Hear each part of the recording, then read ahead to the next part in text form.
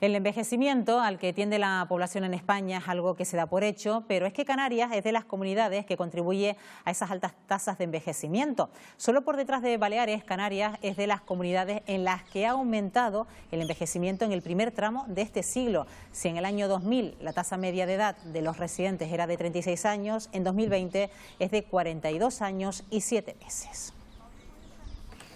Un asunto que vamos a tratar a continuación con José León García, profesor de Geografía Humana de la Universidad de La Laguna. Señor García, ¿qué tal? Muy buenos días. Buenos días. Bueno, ¿cómo podemos interpretar estos datos? ¿Qué factores han intervenido para que en estos primeros 20 años Canarias precisamente haya envejecido a un ritmo tan rápido? Pues en los fenómenos demográficos normalmente las regiones que empiezan más tarde hacen los procesos mucho más rápidamente, y eso es lo que ha ocurrido con el aumento del ritmo de envejecimiento, ¿no? No somos la región más envejecida de España todavía, porque tenemos reciente nuestro pasado juvenil, nuestro pasado de una mayor proporción de gente joven, pero sí que al producirse varios fenómenos demográficos muy intensos, como por ejemplo la reducción de la natalidad, que ha sido de una caída brutal, ¿no? Y luego el incremento, el aumento del número de personas mayores que llegan como consecuencia de la inmigración residencial de europeos, etcétera. No en vano somos parecidos en ese comportamiento a Baleares, ¿no? Otro destino turístico.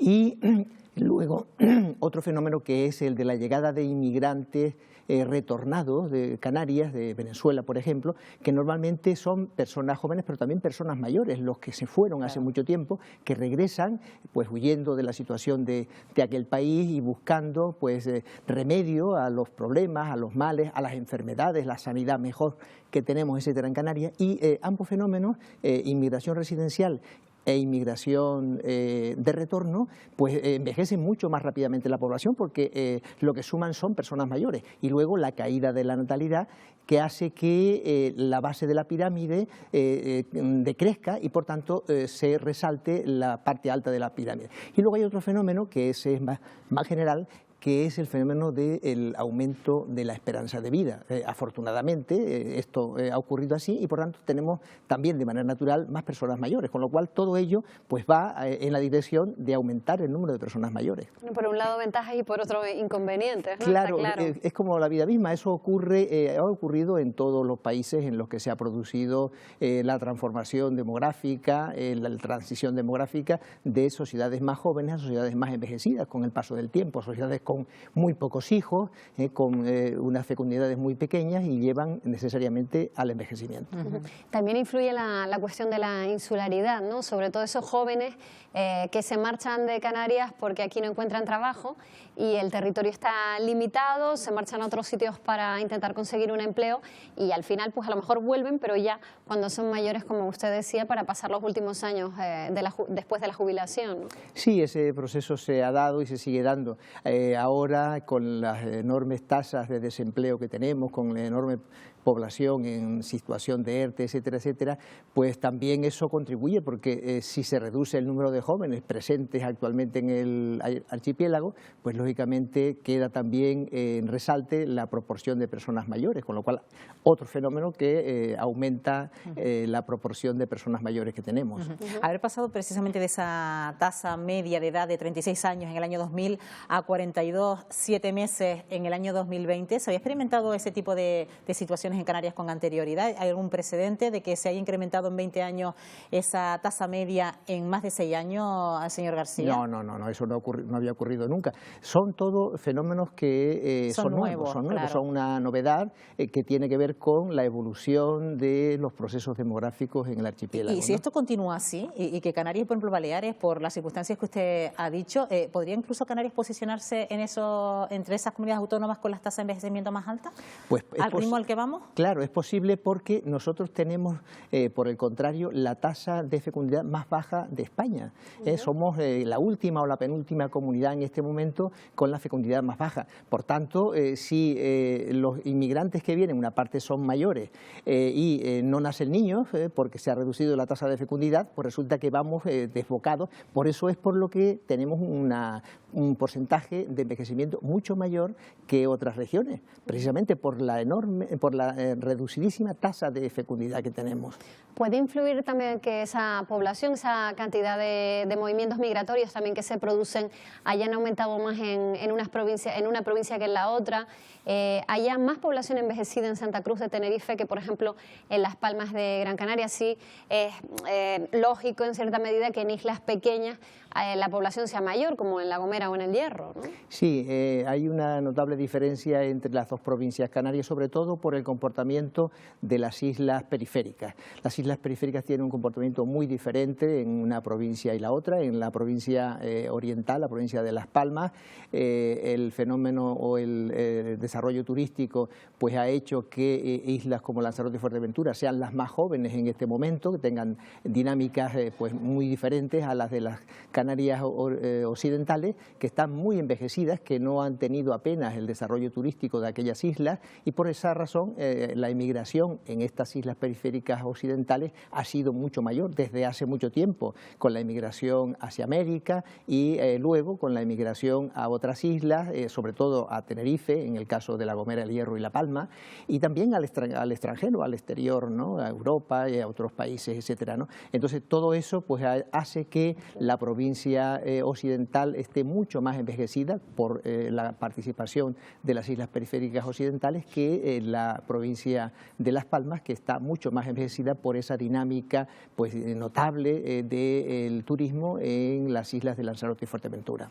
Y es importante ya que nos empecemos a preocupar, señor García, por esta situación de envejecimiento de la población canaria, de la población española, porque claro, muchas veces hemos hablado de políticas encaminadas al rejuvenecimiento de la población, pero se está tardando precisamente en activarla. Pues sí, yo creo que se está tardando mucho, y en esto cuanto más pronto se actúa mejor, y los resultados son pues más prometedores, porque si esperamos demasiado tiempo ya las costumbres que se van estableciendo son muy difíciles de modificar. Los fenómenos demográficos tienen esa característica, que son fenómenos que se dan a medio plazo y la población se acostumbra, se crean patrones de conducta. Una vez que la natalidad, la fecundidad disminuye muchísimo, es muy difícil luego darle la vuelta a los datos, es muy difícil. Entonces, esas políticas de ayuda a la familia, de ayuda a las madres para que puedan conciliar el trabajo, el cuidado de los hijos, etcétera, y los padres también, que se está haciendo desde hace un cierto tiempo, pues son fundamentales, y que la ayuda sea una ayuda efectiva, ayuda económica, si no es imposible. En otros países se ha hecho. Que la articulación de medidas directas funciona, es decir, el llamado cheque bebé, los incentivos fiscales, la posibilidad de la conciliación, funcionan a la hora de que la gente se decida a tener hijos, a lo mejor personas que habían decidido no tenerlos directamente. Sí, ¿no? o tener más hijos, no uno solo, como está ocurriendo ahora, ¿no? Claro. Sí, eso está demostrado en países en los que han practicado políticas demográficas y políticas sociales encaminadas a eso. No tanto, por ejemplo, como hizo hace un tiempo el presidente Zapatero, lo del cheque bebé, sino políticas mucho más continuadas, no un efecto en ese momento y tal, que puede quedar muy bien en la foto, etcétera, etcétera. Pero que son medidas puntuales, claro, pero que a largo plazo tiene que ser medidas implantadas. a medio plazo, que se establezcan y que se continúen, ¿no? Y que tengan esos objetivos, que se estudie, que se reflexione en torno a ellas, y que se vea como ejemplo lo que han hecho otros países y los resultados que han obtenido. Señor León, que eso le iba a preguntar, ¿en qué países nos tenemos que fijar? Porque en Europa tiene que haber alguno que está tomando medidas en ese sentido, teniendo en cuenta que es del continente quizás más envejecido. Es el continente más envejecido, sin duda, sí.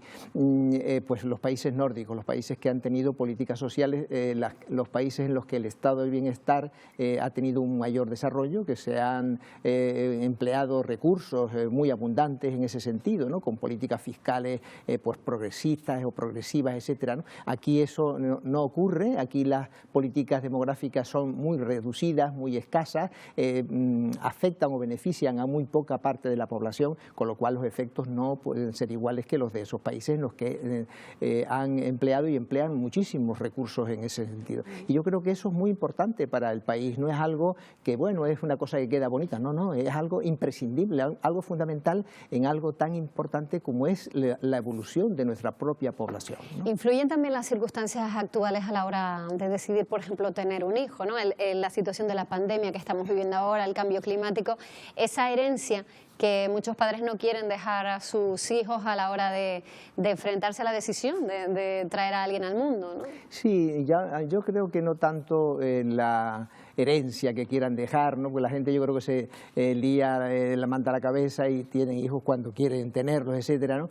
Entonces, pero sí que afecta enormemente la situación actual, la situación que produce un gran desempleo, un gran desasosiego, no se sabe lo que va a ocurrir, pues no es la mejor época para que la gente decida tener hijos. Y esto se está notando. En los próximos años va a ocurrir que nuestra tasa de fecundidad va a disminuir aún más, ¿no? Lo está haciendo ahora, la imposibilidad de decidir tener hijos, y luego también va a ocurrir otra cosa, y es que como consecuencia del coronavirus va a disminuir nuestra esperanza de vida, porque ha aumentado la mortalidad, y cuando aumenta la mortalidad disminuye la esperanza de vida. Por tanto, son dos fenómenos con una trascendencia demográfica enorme, aparte de todas las consecuencias económicas y sociales que esto tiene y que no sabemos cuándo va a terminar. Bueno, pues siempre trabajando en previsiones, sobre todo los geógrafos en este sentido, cuando se habla precisamente de la población. José León García, como siempre, gracias por acompañarnos. Buenos días, Canarias. Gracias a ustedes. Hasta la próxima. Muchas gracias, buenos días. Buenos días.